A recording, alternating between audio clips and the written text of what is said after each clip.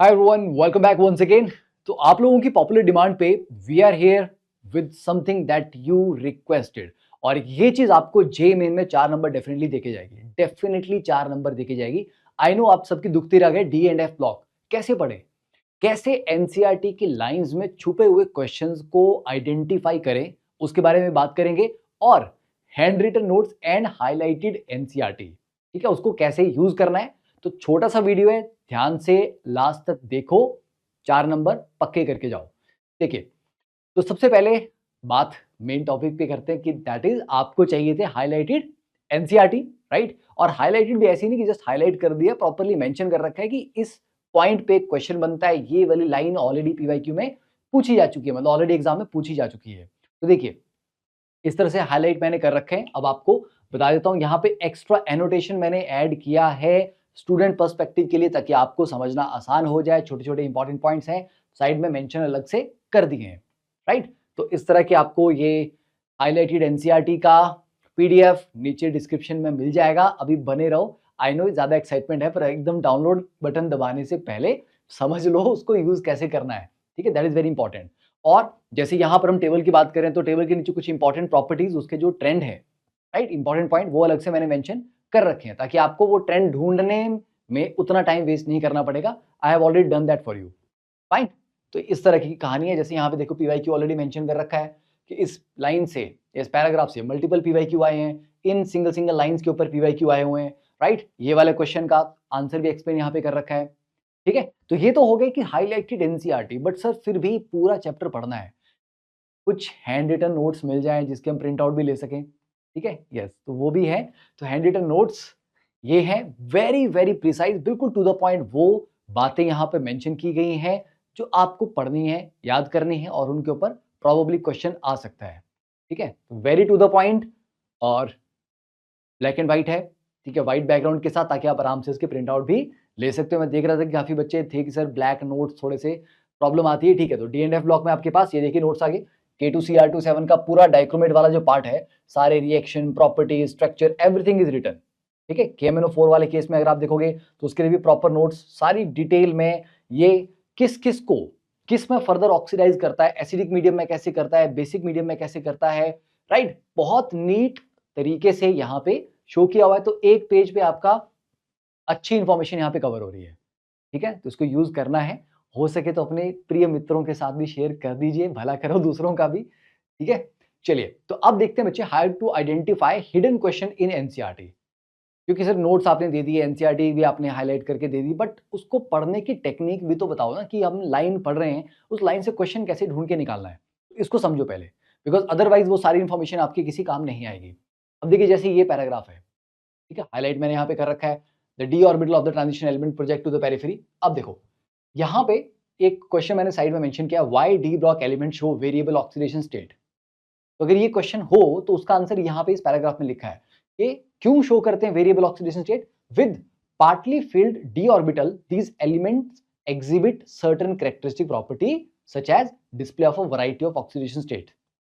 तो अगर ऐसा क्वेश्चन आए, ठीक है, कि वो क्यों शो करते हैं, तो उसके पीछे रीजन क्या आएगा, because of partly filled D orbitals, right. तो क्वेश्चन भी हो गया, साथ साथ उसका आंसर भी हो गया। और नॉट सिर्फ पार्टली फिल्ड, मतलब नॉट सिर्फ variety of oxidation state, but also formation of coloured ions and entering into complex formation. ये सारी चीजें आप एक्सप्लेन कर सकते हैं by partly filled d orbital की वजह से, ठीक है। Then p block has more similarities down the group, but d block में क्या है, there are greater horizontal similarities. Along the period जाने पे ज्यादा आपको सिमिलैरिटी मिलती है, ऐसा नहीं डाउन द ग्रुप नहीं मिलती, पर down the group P block में ज्यादा मिलती थी, ठीक है। तो ये आपके पास एक प्रॉपर क्वेश्चन की फॉर्मेट में इंफॉर्मेशन आ गई। अब एक अच्छा एग्जामिनर चाहे तो उसके ऊपर दो दो तीन तीन क्वेश्चन बना सकता है। देन नेक्स्ट बात करें, अब देखिए, जैसे ये यहाँ पे स्टेटमेंट है, metals with very high enthalpy of atomisation, that is very high boiling point, tend to be noble in their reaction, ठीक है। अब इसमें स्टेटमेंट 1 स्टेटमेंट 2 टाइप का बना सकता हूं मैं इसके ऊपर। जैसे मैंने लिख दिया कि metals with very high enthalpy of atomisation tend to be, noble की जगह मैंने लिख दिया highly reactive in their reactions. तो is that the correct statement? Okay, और उसके पीछे उसका नीचे स्टेटमेंट 2 में उसका रीजन दे सकता हूँ। तो असर्शन रीजन टाइप भी बन सकता है, स्टेटमेंट 1 स्टेटमेंट 2 टाइप भी बन सकता है, या मल्टी स्टेटमेंट में से कितनी करेक्ट स्टेटमेंट है, इस तरह का क्वेश्चन भी बन सकता है ये। फिर देखिए यहाँ इस पैराग्राफ की साइड में लिखा मैंने असर्शन रीजन टाइप, मतलब the metals of the second and third series have greater enthalpies of atomisation than the corresponding element of the first series. तो ये असर्शन होगी। This is an important factor in accounting for the occurrence of much more frequent metal metal bonding in compound of heavy transition metals। Okay नहीं, assertion ये हो गया, reason ऊपर हो गया इसका, तो नीचे वाली लाइन असर्शन होगी, ऊपर उसका रीजन दिया हुआ है। तो स्टेटमेंट टाइप क्वेश्चन बन सकता है, असर्शन रीजन टाइप बन सकता है। तो जब भी कोई लाइन पढ़ो, आपको लग रहा है कि एनसीईआरटी ने कुछ लिखा है कि ऐसा होता है ना और इसकी वजह से ऐसा होता है, तो दैट मीन्स वो एक असर्शन रीजन हो गया ना अपने आप में। वो बता रहे हैं कि क्या हुआ और फिर मेंशन भी कर रहे हैं कि ऐसा क्यों हुआ, असर्शन और रीजन दोनों ने दे दिए। तो इस तरह से आपको, ठीक है। फिर और भी इसके एग्जांपल देखते हैं। अब जैसे ये ग्राफ है, अब इस ग्राफ में ये इस तरह से ट्रेंड ऊपर जा रहा था, सडन डिप आया, तो डिप में मैंने यहाँ पे हाईलाइट करके लिखा है this dip is due to the more stable manganese 2 positive.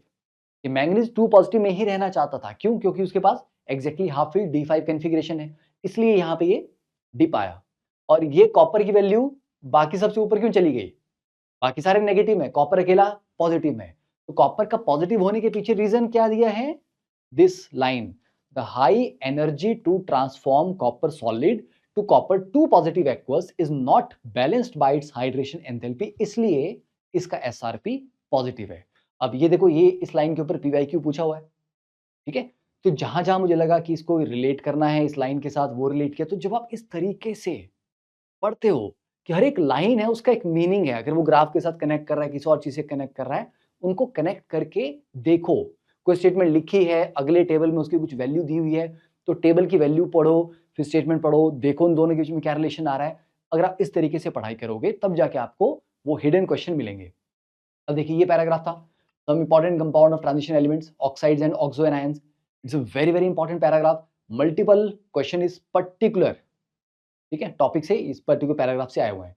यहाँ मैंने साइड में मेंशन कर रखा है कि एम्फोट्रिक कौन से हैं, लेस बेसिक कौन से हैं, बेसिक कौन से हैं, बिकॉज इसमें वो चीजें समराइज आपको करनी पड़ेंगी, because there is a lot of information here. मैं सबको ही रंग दूंगा, हाईलाइट कर दूंगा, तो it will be more like a painting, less of a notes. तो ऐसे में जब आपको लगे कि बहुत ज्यादा इंपॉर्टेंट चीजें हैं, तो उसमें से मोस्ट इंपॉर्टेंट चीजों को आप साइड में अलग से मेंशन कर दो, ठीक है। फिर यहाँ पे देखो पोटेशियम डाइक्रोमेट है, वेरी वेरी इंपॉर्टेंट, क्योंकि इसके ऊपर क्वेश्चन आते हैं, बहुत आते हैं, ठीक है। उसके बाद अगर आप KMnO4 देखोगे, KMnO4 की प्रिपरेशन, उसके रिएक्शन, डिस्प्रोपोर्शनेशन, बहुत ज्यादा क्वेश्चन उसके ऊपर आए हुए हैं, फाइन। और एक क्वेश्चन आपको टेलीग्राम ग्रुप पे भेजा गया था, और आई डोंट नो कि कितने बच्चों ने उसको सही किया, ढूंढ पाए कि नहीं ढूंढ पाए। तो यहाँ पर अगर आप देखेंगे, it is evident from the behaviour of the actinoid that the ionisation enthalpies of the early actinoids do not accurately known but are lower than the early lanthanide. दर्शन होगी। उसके नीचे क्या है? It is quite reasonable since it is, अब इसके reason है कि when 5f orbitals are beginning to be occupied they will penetrate less into the inner core of electrons, मतलब इनकी penetrating power कम है, and therefore 5f electron will be more effectively shielded from the nuclear charge than the 4f electrons। यही question आपको मैंने बना के दिया था, एक असर्शन दे दी, रीजन दे दिया, ठीक है। तो देखो है ना दिया हुआ, इस तरीके से आपको पढ़ना है, ठीक है। अब समझ आ गया? तो नोट्स भी मिल गए, अब आराम से इसको पढ़ लेना, कंप्लीट कर लेना। और बाकी अगर आपको क्वेश्चन प्रैक्टिस करने हैं तो you can go to the Marks app, ठीक है। मार्क्स ऐप पे जाके आप आराम से, चलिए भाई साहब इसको ओपन कर लेते हैं,